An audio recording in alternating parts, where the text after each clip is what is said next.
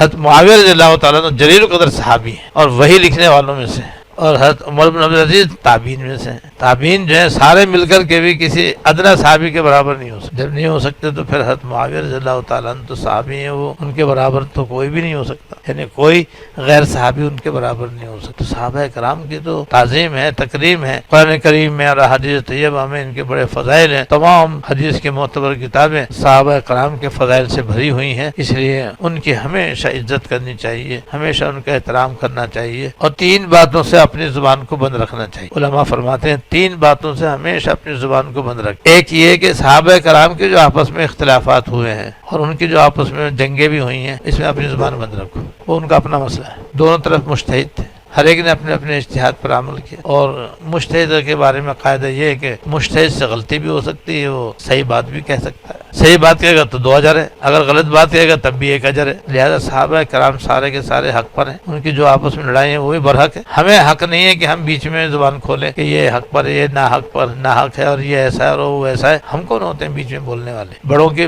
درمیان میں چھوٹے نہیں بولا کرتے، لہذا ہم تو چھوٹے ہیں، چھوٹے ہی رہیں گے، لہذا ہمیں حق نہیں ہے کہ ان کے بارے میں بولیں۔ اور ایک تقدیر کے بارے میں اپنی زبان کو بند رکھو، کیونکہ تقدیر کا مسئلہ جو ہے پوری طریقے سے اس کی تہ تک پہنچنا آسان نہایت مشکل ہے، اور اس میں بڑے علماء کے اختلافات ہیں۔ یہ پیچیدہ مسائل میں سے جس کے سمجھنے سمجھانے میں بڑے بڑے علماء حیران و پریشان ہو گئے، اور آج تک ان کے اختلافات اپنے کتابوں کے اندر لکھے ہوئے ہیں، اور وہ اس کی تہ تک نہ پہنچ سکے تو ہم اور آپ کون ہوتے ہیں؟ اس لیے بس اجمالی طور پر ایمان رکھیں کہ تقدیر برحق۔ اب حقیقت کیا ہے وہ اللہ ہی بہتر جانتا ہے، بس اللہ کے حوالے کرے، اس میں زیادہ بحث نہ کرے، زیادہ خود کلید نہ کرے۔ تیسرے روح کے بارے میں کوئی روح میں نہیں ربی، بس اللہ پاک نے مختصر سا جواب دے کے بات ختم کر دی، بس تم اتنا سمجھو کہ اللہ تعالیٰ کے حکم سے ہے بس۔ اب اس کی کیا حقیقت ہے اور روح کسے کہتے ہیں، اس کی ماہیت کیا ہے، اس کی شکل کیا ہے، اس کی صورت کیا ہے، جب تمہیں معلوم ہی نہیں تو کہاں سے اس کی تہ تک کیسے پہنچو گے؟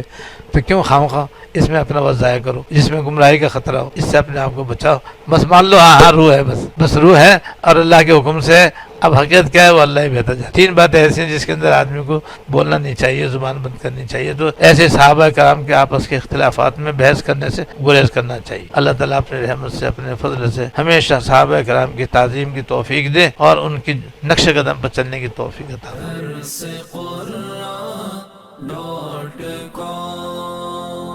www.darsequran.com